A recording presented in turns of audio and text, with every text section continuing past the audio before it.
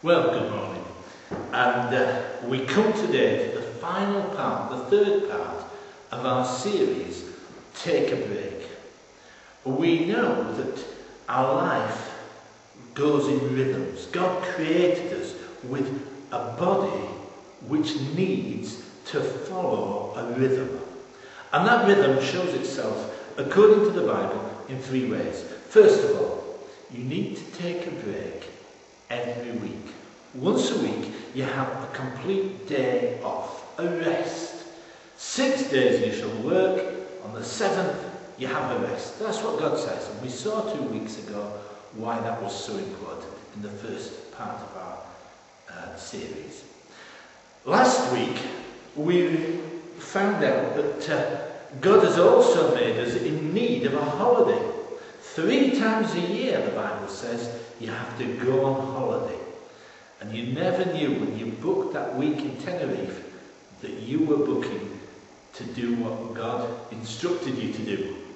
And He instructs you because, like lots of things in the Bible, God knows what you're like. He made you. He designed the human being. He designed His creation. And He knows what you need. And most of the Bible is full of good advice for how you and I can have the best life, the life as we were intended to have.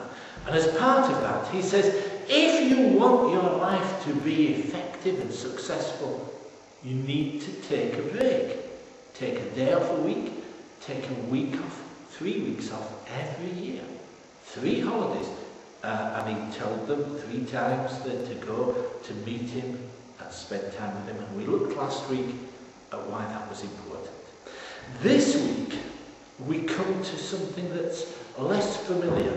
We all know about taking a day off and having a rest. We all know about having a holiday and we'll go, oh yeah, that's a good idea.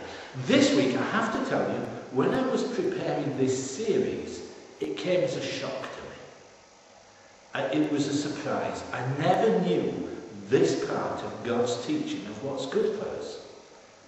And I have to tell you, it's a part of God's teaching that is not very often followed.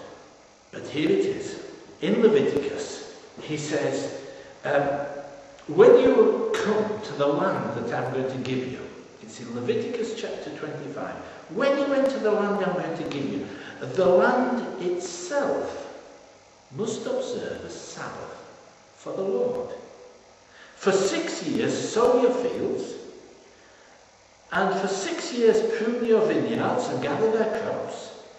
But in the 7th year, the land is to have a year of Sabbath rest, a Sabbath to the Lord. In other words, when you come into this land flowing with milk and honey, this prosperous place that I'm going to give you, you need to have a rest, a year off every 7 years. You work for 6 years, then you take a year off. And you eat what's produced by the land. And you let the land rest. It has to have a fallow year. Now, farmers used to follow this pattern. This was the traditional way. They would have a pattern where every so often the fields would be left to rest. Nowadays, they get around that with modern agricultural methods by using fertilizer. But they rotate the crops so that the land rests and is fed and renewed. But it's not just for the benefit of the land. When I went on and followed this pattern through, I found out that in that 7th year, God also says that you have to cancel the debts of the poor. He also says that in the 7th year, anybody who's got to such a stage where they're in poverty and they've become a slave, in order to remove themselves from having to earn a living, and you've got them as a slave in your household, you must release them. That was the pattern on the 7th year. In other words, the 7th year was a year to do something worthwhile for the poor. It was a year to do something good for those who've been less fortunate than you. So if somebody's built up debts, you cancel their debts. If somebody's got themselves into such a state they've had to sell themselves as a slave, you cancel their slavery. The 7th year is not just a year of resting for the land. It's not just a year of you having a year off and a rest. But it's a year of doing something good for the poor. Why? Well, because that 7th year is to show your confidence in God's provision. When God brings the people of Israel into the promised land, he gives them prosperity such as they've never known. Up to this point, they've been in the habit of being slaves in Egypt. They had no rest. They had no money. They had nothing but the houses they lived in and the clothes they wore, and the Egyptians fed them, and that was it. They were slaves. But now they're going to be prosperous. After they came out of Egypt, they'd gone through the wilderness where every day their food was provided by God. The food would come down, the water was there, it was provided by God. They had nothing left over. Their clothes didn't wear out in the wilderness, but they had no new ones. They couldn't go shopping. Imagine that. I know some of you are thinking that's hell. But they had everything they needed. Now, says God, you're coming into the land of plenty, the land of prosperity, a land very much like you and I live in today. We live in a time of prosperity. The fact that you can watch this at home on your computer, undreamed of 25, 30 years ago. But that's the situation. We live in a land of prosperity. And we're very fortunate. And God says in that land, it's very easy to forget where it all came from. You and I can think that we've earned this prosperity, that we've done it, somehow we've achieved it. We've got what we've got by our own effort. But in reality, it's all a gift from God. It's all on loan from him. And the 7th year, taking a year out, a gap year, every 7 years, is a way of saying, God, I trust you for your provision. I think this is why it's not very often observed, because most of us struggle to trust God for his provision for us. But that's what the Bible says he should do.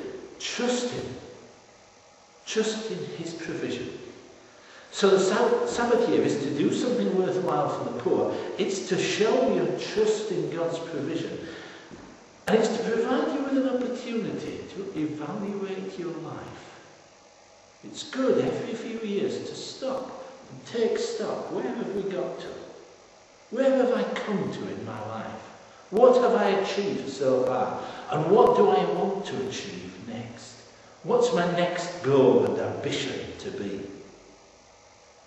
And God says, in a land of prosperity, in a time of wealth, such as we're living in now, such as the people of Israel were coming to then, you should take a year out every 7 years to evaluate your life, to demonstrate your trust in God's provision, and to do something which is worthwhile for the poor. The interesting thing to me is that now, increasingly, many people are doing that.